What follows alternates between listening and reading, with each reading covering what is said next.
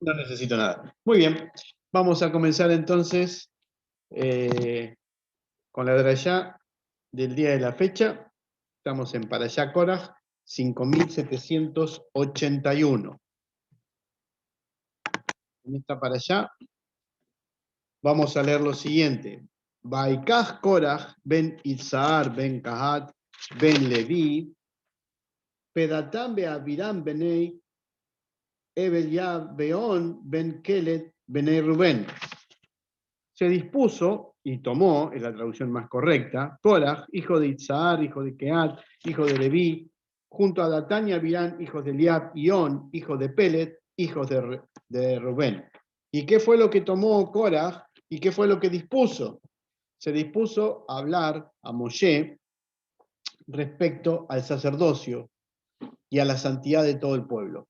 La posición de Koraj, enfrentando el liderazgo de Moshe, se apoya en las amistades que tenía con Datán, con Abirán y con On, y con 250 personas de renombre de la comunidad de Israel. Una vez que recolectó todo ese apoyo y se sintió más fuerte, se planta frente a Moshe y debate sobre el sacerdocio. Tal es así que parece que hubo un cierto apoyo generalizado. Recuerden que Israel está saliendo de la derrota en Orma con los amalecitas y los cananitas, y que en la parasha anterior Dios le había dicho al pueblo de Israel que esa generación que salió de Egipto no iba a entrar a la tierra prometida. Quiere decir que en el mayor momento de debilidad del liderazgo de Moshe, que los iba a conducir a la muerte en el desierto, Koraj toma valentía para plantársele a Moshe y decirle, basta de ti, porque todo el pueblo es santo. Y en realidad las palabras de Koraj son reales, ya que Dios dijo al pueblo de Israel que ustedes me serán un pueblo de sacerdotes, y por lo tanto es un pueblo santo. ¿Qué pretendía Koraj? Además del sacerdocio, el liderazgo. ¿Por qué es esto? Porque lo que estaba en discusión en el fondo de la cuestión es si Dios realmente le había dicho todas las cosas a Moshe que Moshe había hecho. No se olviden, como siempre recuerdo en esta parashá, que el liderazgo lo tenía Moshe, el sacerdocio lo tenía Aarón, que era su hermano, y su hermana era, de ella brotaba el agua de la roca. Es decir, todo queda en familia. Entonces, frente a la familia real, se estaría sublevando un sector. La historia es muy conocida. Moshe trata de hablar con ellos, de convencerlos para que no se sigan equivocando, no los quisieron escuchar, y entonces dice, bueno, traigan sus incensarios, ya que si son sacerdotes pueden ofrecer el incienso. Trajeron los 250 los inciensos y Dios los quemó a todos. Koraj fue a parar al Sheol directamente, es decir, se abrió la tierra, y él descendió junto con Datán y Abiram, y desde aquel lugar del sufrimiento por el castigo de nuestros pecados, que dijo, Moshe tiene razón, Dios es justo y nosotros somos los equivocados. Bueno, parece ser, según cuenta el Midrash, que a Koraj, su mujer, cada vez que venía, le decía alguna cosita en contra de Moshe. Entonces, cosita va, cosita viene, cosita va, cosita viene, Koraj tomó más sombría. Entonces, esto nos enseña que la compañera puede ser alguien que te eleve, que te ayude, o alguien que te haga descender. Por eso es muy importante para el hombre la compañera que elige. La compañera, siempre les digo, la mujer tiene una mayor cercanía a la divinidad porque tienen un sentido que el hombre no tiene. Tiene ese sexto sentido que es el desarrollo de la intuición. En el caso de la mujer de Koraj, ella quería poder. ¿Y el poder cómo lo obtiene? A través de su hombre. Y entonces le habló, parece ser bastante a Koraj, para que enfrentara a Moshe. Pero también nos cuenta el Midrash que Koraj tenía mucho dinero. Y entonces él creyó, y esto es muy común, que el dinero le daba mucho poder y que ese poder era su plataforma para enfrentar a Moshe, ya que este es un mundo material y quien tiene muchas posesiones siempre tiene poder sobre otros. ¿Sí? Por último, el Zohar sobre esto nos va a decir que tengamos cuidado con pedir lo que no nos corresponde, porque podemos perder hasta lo que nos corresponde. ¿Qué significa esto? Que Dios a cada uno de nosotros nos ha dado un trabajo que hacer en esta vida. Y tenemos que dedicarnos a ese trabajo, en vez de estar queriendo el trabajo del otro o la posición del otro.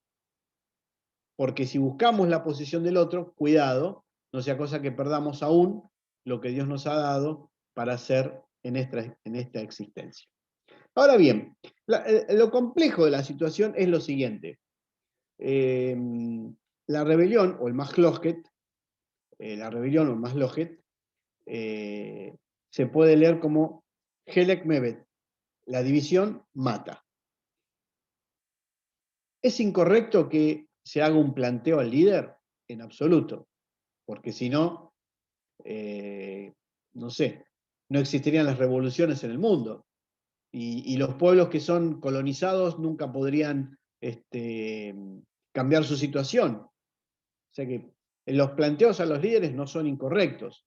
La cuestión acá es, ¿por qué se hizo el planteo? ¿Se hizo por elevar el nombre divino, por mejorar las cosas, o se hizo por una cuestión personal?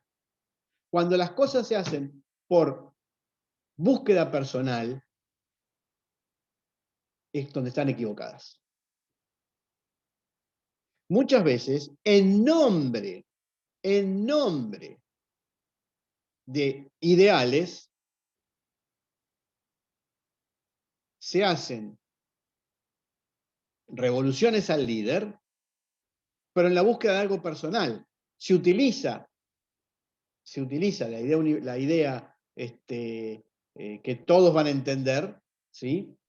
Pero se está buscando algo personal. Entonces, eso es incorrecto. Lo correcto es hacer un planteo que sume al común y que sea para santificar el nombre divino. Y ahí ya la cosa es un poquitito más complicada.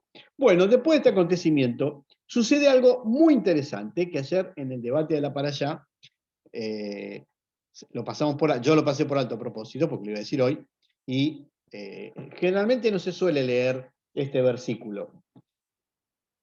Lo voy a leer en hebreo para 14:11.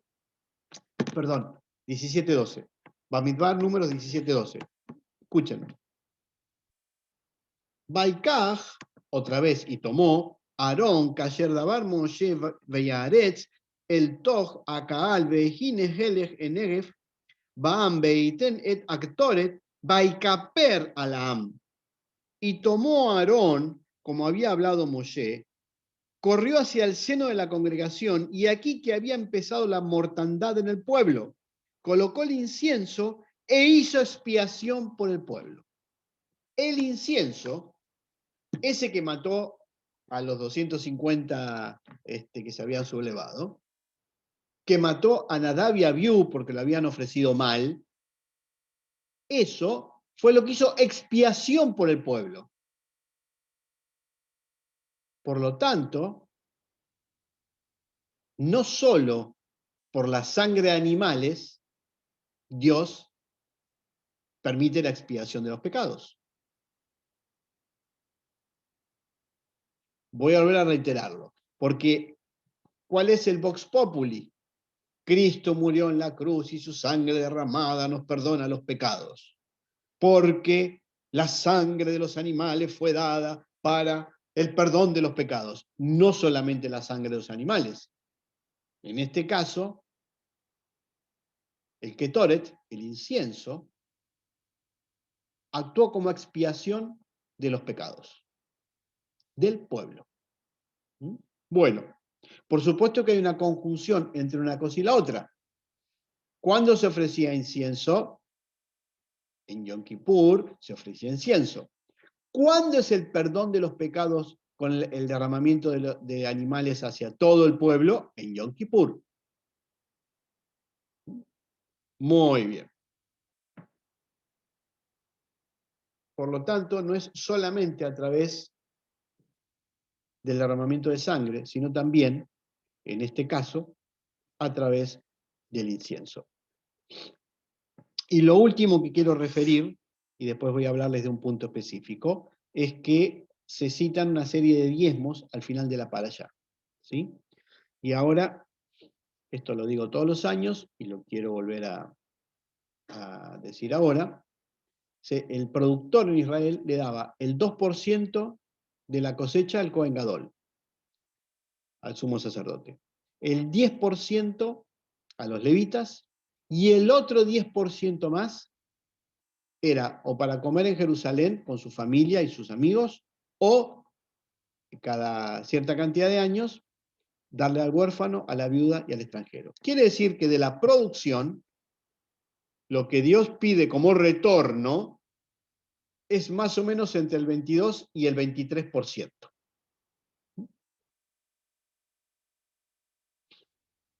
Entre el 22 y el 23%. Es el 2 más el 10 más el 10.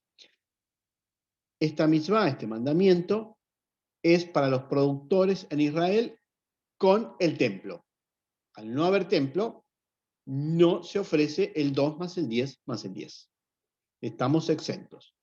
Lo que hacemos en la comunidad, bueno, hemos puesto una colaboración todos los meses, etcétera, etcétera, etcétera. De lo que la interpretación, sobre todo protestante, sobre tenés que diezmar y el 10% y que Dios te va a bendecir y tráeme tu recibo de sueldo y yo te digo cuánto es y el Señor, no es así. Es el 10 más el 10 más el 2. Entonces, o hacemos el 10 más el 10 más el 2, o no le vendemos promesas por el 10%, porque tiene que ser el 10. ¿Entienden a dónde voy? ¿Mm? La idea está en la Torá, pero la práctica no es la correcta. ¿Sí? La idea es, hay que sostener, estamos hablando del mundo protestante, hay que sostener la iglesia, hay que ayudar a la gente, hay que pagarle el sueldo al pastor, bellísimo. Pero puede ser el 7, el 8, el 9, el 10 o el 15. No es el 10 porque la Biblia lo dice, la Biblia no dice eso. La Biblia dice el 10 más el 10 más el 2. Y es para el pueblo de Israel y en Israel. Ahora, cuando le conviene al mundo protestante, lo toma como imagen para, como principio para su iglesia. Eso les conviene. Ahora que la Torá es eterna, ya no conviene, porque ya vino Cristo y la cambió y todo ese tipo de cosas. Entonces, cuando les hablen del diezmo, no es el diezmo, es el 10 más el 10 más el 2. Bueno, en fin, Helek y Mebet. Helek, división, Mebet, muerte. La división conduce a la muerte. Lo que conduce a la vida es la unidad. Cuando Yeshua estuvo entre nosotros, a quien consideramos el Mesías, por si las dudas, Israel y las naciones, como concepto, estaban absolutamente separados. Tal es así que los saduceos ni se acercaban. Los fariseos tenían contacto con los gentiles, pero no comían en sus casas. Y solamente aceptaban relaciones y diálogos con los que eran conversos. No es conversos, ¿cómo es? Prosélitos, perdón por la palabra. Prosélitos. Prosélito de la puerta, se comprometían hasta una parte, y prosélito de justicia se comprometían un poco más. Hasta que la persona se circuncidaba, hacía el mikvé, se circuncidaba, y entonces pasaba a ser parte del pueblo de Israel. Y cuando pasaba a ser parte del pueblo de Israel, ya no se recordaba su pasado pagano, porque se le da un nombre nuevo, que tiene que ver con un nombre hebreo, que tiene que ver con un nombre de la Torá o de toda la Escritura, y la persona pasa a ser parte del pueblo de Israel. Quiere decir que el pueblo de Israel siempre estuvo compuesto por personas de origen judío, en tanto y en cuanto descendientes de Abraham, y personas que no eran descendientes de Abraham, y en un nivel de igualdad.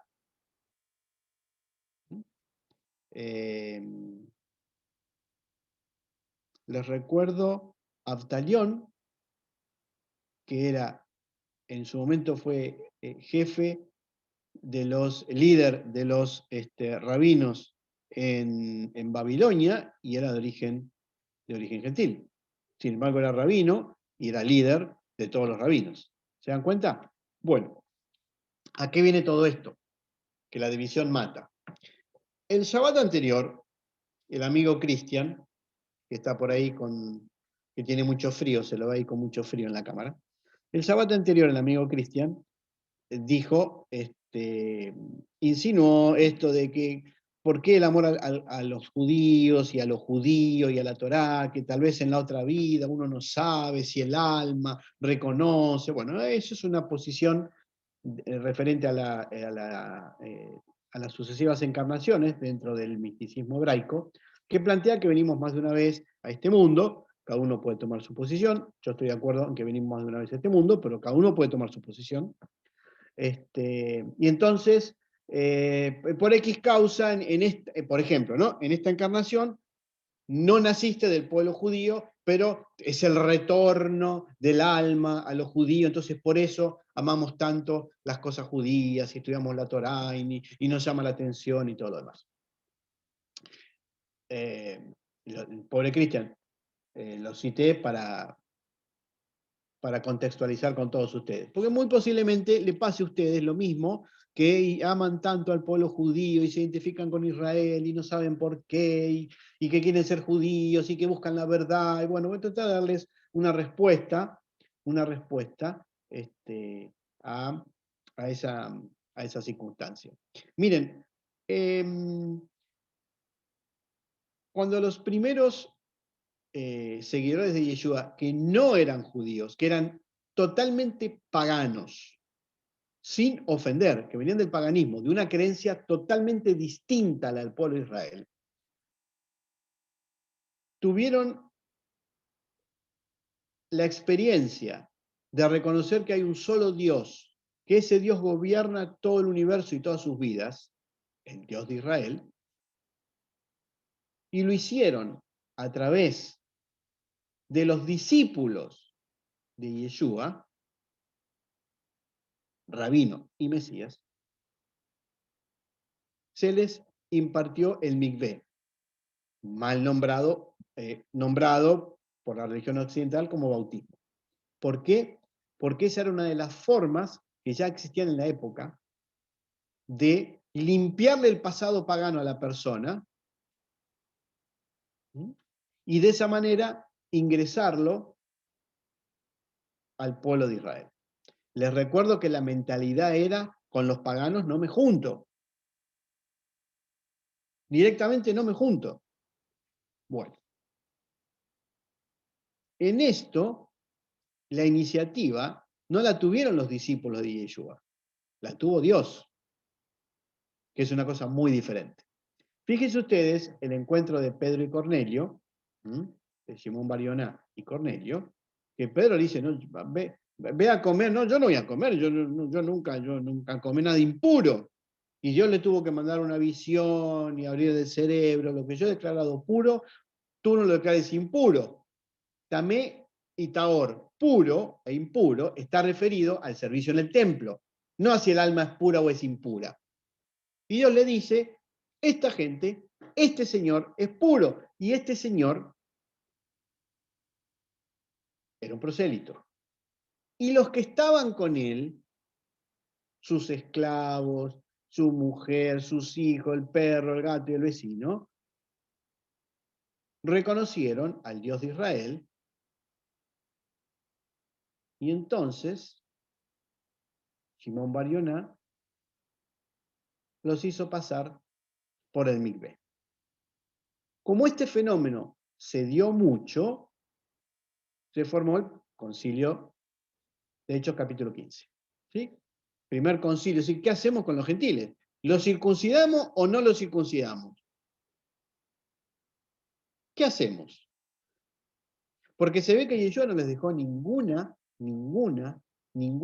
idea nueva. Si no, ya hubieran tenido la respuesta, no hubieran hecho un concilio. ¿Qué significa eso? Que lo que venía era correcto. Era correcto. La situación era nueva. Perfecto, ¿qué hacemos? Entonces, como ustedes muy bien saben, porque lo hemos dicho muchas veces, habían dos partidos. El que planteaba, no, hay que circuncidarlos, y el que decía, no, no, es una carga muy grande para una persona que viene a interesarse, decirle, mirá, si querés estar con nosotros, lo primero que tienes que hacer es circuncidarte. Sobre todo personas grandes, no niños. El niño no sabe a dónde lo llevan y qué le hacen. Entonces se determinó, como todos ustedes muy bien saben, las tres cosas mínimas para que una persona no tenga su alma desprendida de la divinidad, el caret. No idolatría, no asesinato, no inmoralidad sexual. 15, Hechos 15, 19, 20, 21. Y que Moisés es enseñado todos los sábados en la sinagoga. ¿Qué quiere decir eso? Que tenían que ir a la sinagoga todos los sábados a aprender sobre Moisés. Cuando decimos aprender sobre Moisés, no es aprender la ley de Moisés, es aprender la Torá y la tradición oral. Eso es lo que había que hacer.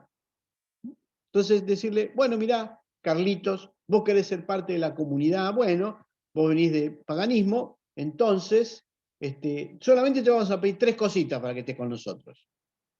El 2% más el 10% más el 10% de tu sueldo, y aparte de eso, las tres, eso fue un chiste, che, ríanse un poco. Las tres cosas básicas que les acabo de decir. Y después vas a ir a la sinagoga todos los sábados a aprender sobre Moshe.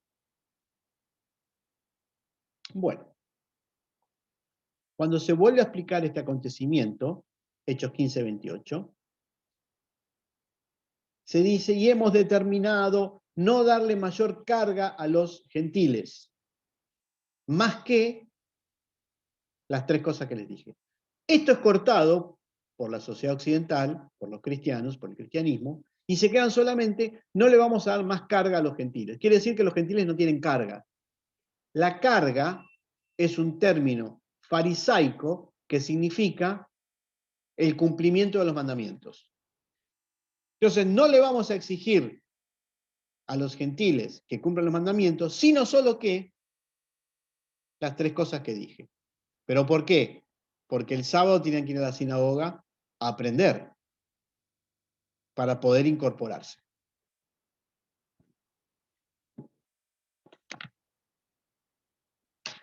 La primera carta de Juan, escrita mucho tiempo después de Yeshua, va a decir, capítulo 1, que conocer a Yeshua es vivir sus mandamientos. Entonces, fíjense ustedes, si los gentiles no tienen carga, ¿por qué para conocer a Yeshua hay que vivir sus mandamientos? Les recuerdo que Yeshua era un rabino y enseñaba sobre la Torá. Por lo tanto, como ustedes muy bien saben, la interpretación está hecha para abolir la ley de Moisés. Y en realidad lo que la Escritura dice es una cosa totalmente diferente.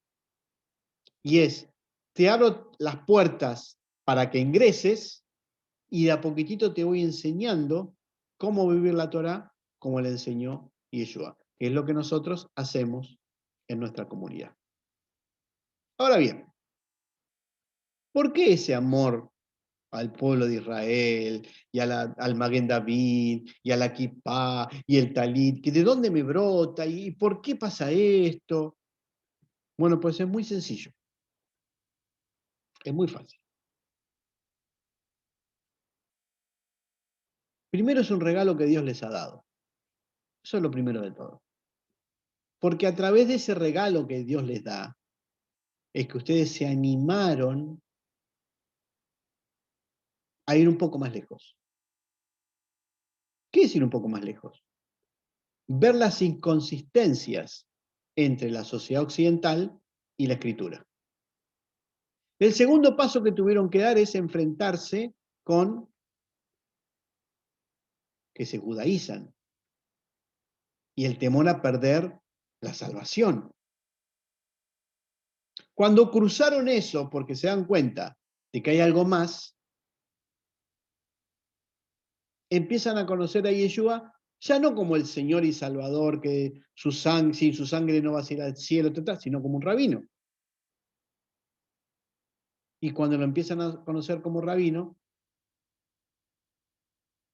empiezan a comprender la Torá. Y cuando pasa todo eso, el amor hacia Israel se acrecienta. ¿Por qué? Porque se están convirtiendo en parte de Israel. Jamás en esta encarnación van a ser parte del Israel físico, porque no son descendientes de Abraham, son parte del Israel espiritual. Ahora yo me pregunto, ¿qué es importante? ¿La sangre que me corre o dónde tengo puesta mi alma? La búsqueda y el final no es convertirse a, sino vivir como Dios nos manda, porque todos tenemos en común que reconocemos que Yeshua es el Mesías. Y para andar como Él anduvo, tenemos que vivir como Él vivió. Y para vivir como Él vivió, hay que vivir la Torá. Y cuanto más se vive la Torá, se empieza a comprender que no es una ley rígida, que eso es mentira. Por el contrario. Por el contrario. Es una serie de conductas que nos ayudan a desarrollar el alma. Bueno, después de todo este proceso, obviamente, viene la otra pregunta. ¿Por qué el mundo occidental, frente a la evidencia de la diferencia entre el Cristo histórico y el Cristo celestial, siguen con el Cristo celestial? ¿Cuál es el Cristo celestial? El definido en el Concilio de Nicea, donde se estableció qué día nació, qué día murió, el credo general, la Trinidad, etc. Y la evidencia histórica y bíblica, como ustedes saben, y más en estas generaciones, es que nació en Sucot, que las fiestas están cambiadas, que el calendario, que la Trinidad, que se impuso mediante la espada, que esto, que el otro. Sin embargo, nosotros, por ejemplo, nuestra comunidad es considerada como hereje, porque no consideramos que Jesús es el Hijo de Dios y las tres personas somos herejes.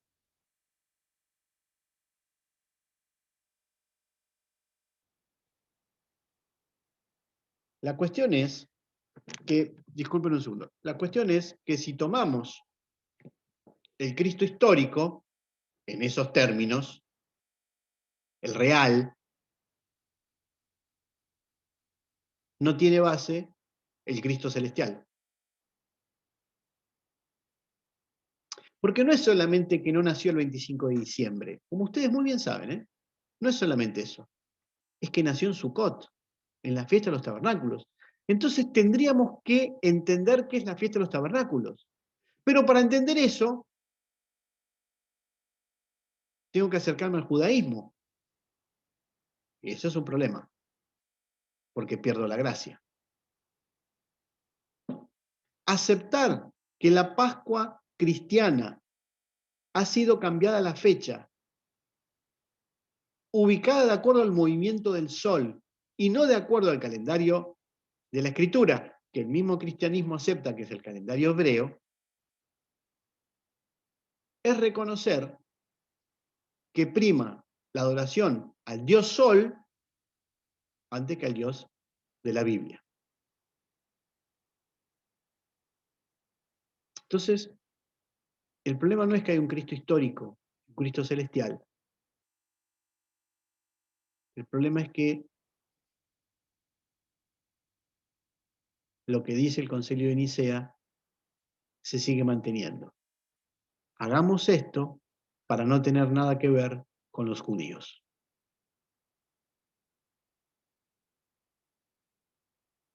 Y mientras esto siga pasando, Helek, muerte. La división produce muerte. Es decir, mantenemos en la ignorancia a la gente que realmente busca más lejos. Yeshua, como Mesías, es un imán. Por eso es el Mesías. La mayoría de sus enseñanzas, como ya les hice estudiar, son fariseas, algunas saduceas, algunas de los esenios, pero la mayoría fariseas. Muy cerca de Gilel.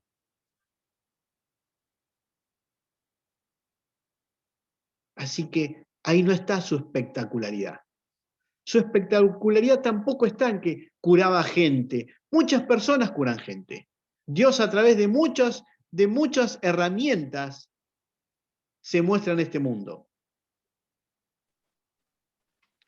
Pero Yeshua es un imán que nos atrae a todos. Nos atrae más allá de nosotros mismos. Por eso es el Mesías. No es un título humano, es su acción en nuestra alma. Y cuanto más lo vamos conociendo, más nos llama a vivir la Torá. Por eso nos identificamos con Israel, porque pasamos a ser parte de la keuná, de la cadena, del sacerdocio, del alma. Por eso no hago conversiones de ningún tipo. No convierto a nadie nada. No cambio a nadie de nada. Acá lo importante es el alma. ¿Dónde está tu alma? ¿Hacia dónde va tu alma? ¿Cómo vive tu ser? Eso es importante. El resto son títulos y papeles humanos con firmas.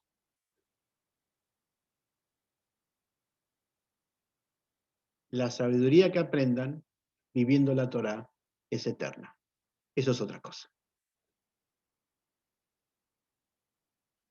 Así todo, el movimiento mesiánico, con todas sus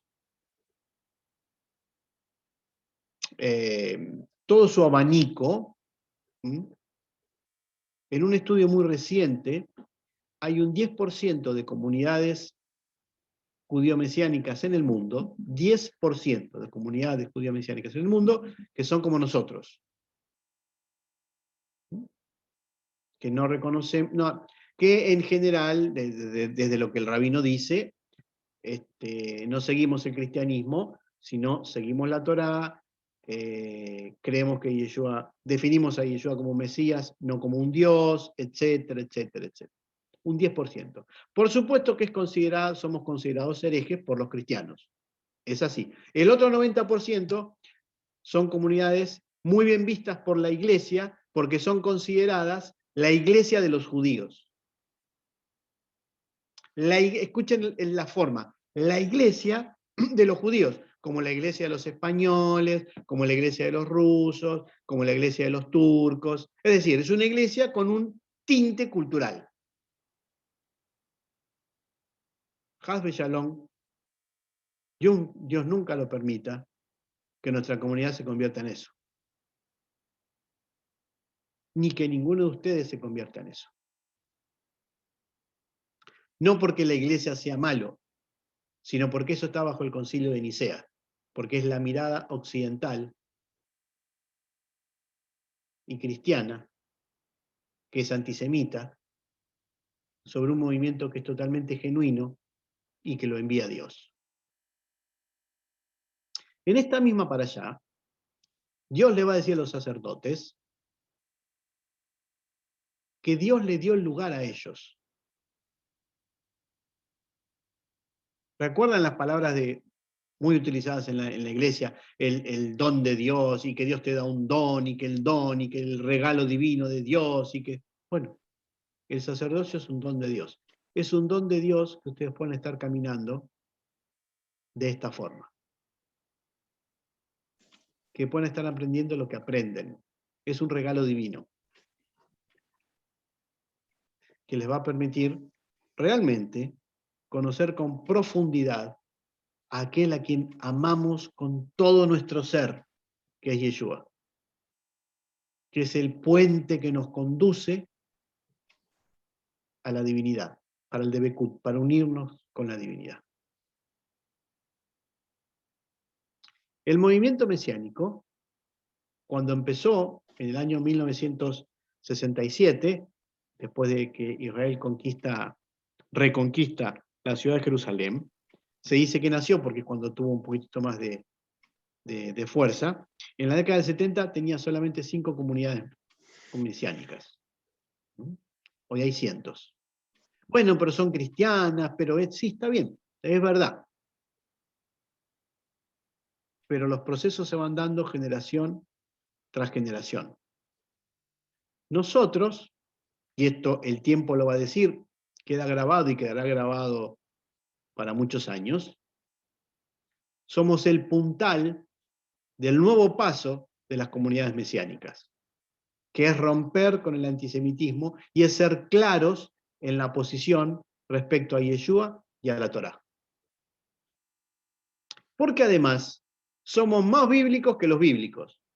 Porque Miqueas 4:2 claramente dice que las naciones, o sea, los gentiles, van a venir a Jerusalén a aprender la Torá. ¿Y qué es lo que estamos haciendo nosotros?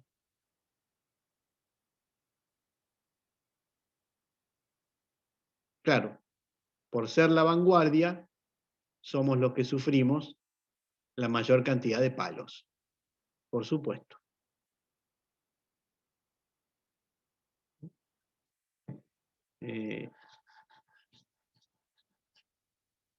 La mirada rabínica respecto a las comunidades judío mesiánicas del mundo es que son unos payasos. Así. ¿Por qué? Y no es ni por Cristo, es por, uno, la Trinidad.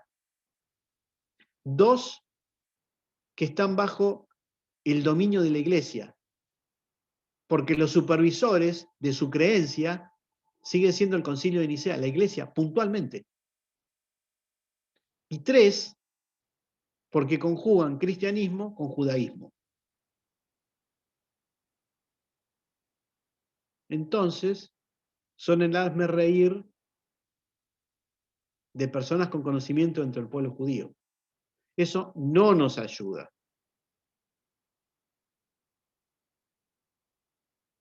¿Qué tenemos que hacer? Ser conscientes de la responsabilidad que tenemos cuando decimos que somos judíos mesiánicos. Y tener en claro qué hago, por qué hago y a dónde voy. Y el resto lo va a hacer Dios cuando Él lo disponga. Eso no quita que haya mucha gente que ama a Israel. Saliendo de ustedes, van a las iglesias, yo amo a Israel y que Israel, y oramos por la paz en Israel. Bueno, eso es muy bueno.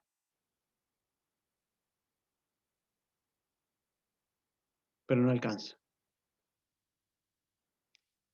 No alcanza. Hasta que los líderes de la iglesia no dejen de ser antisemitas y no quieran conocer a Yeshua por lo que fue y por lo que enseñó, siempre va a haber una barrera que separe al cristianismo del judaísmo. Y la barrera la pone la misma iglesia. Porque aman mucho a Israel, aman mucho a los judíos, oran por los judíos, pero que el judío no diga que Cristo no es Dios, porque ya sos un hereje.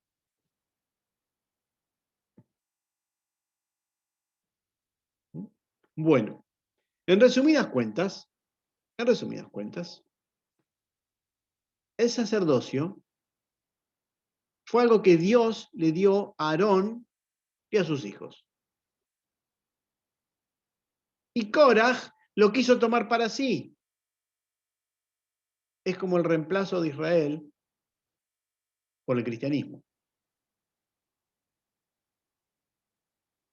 El amor que ustedes tienen por Yeshua y el amor que ustedes tienen por la Torá y el amor que tienen por Israel, no habiendo nacido judíos, teniendo que haber hecho todo el esfuerzo que hicieron para estar en la comunidad, es un regalo de Dios para ustedes. Aprovechenlo. Profundicen. Disfruten de la existencia con ese regalo que Dios les ha dado. Porque hemos sido creados para unirnos a la divinidad. Y el que está cerca de la divinidad es un ser feliz, que no tiene necesidades y que vive en paz. Y eso es lo que todos buscamos. No importa de qué pueblo, de qué nación o de qué creencia. Y nosotros lo tenemos ahí, servido. Ese es el amor que Dios nos tiene y por eso ustedes se identifican con el pueblo de Israel. Porque Yeshua los trae al conocimiento más profundo de la existencia. Shabbat Shalom.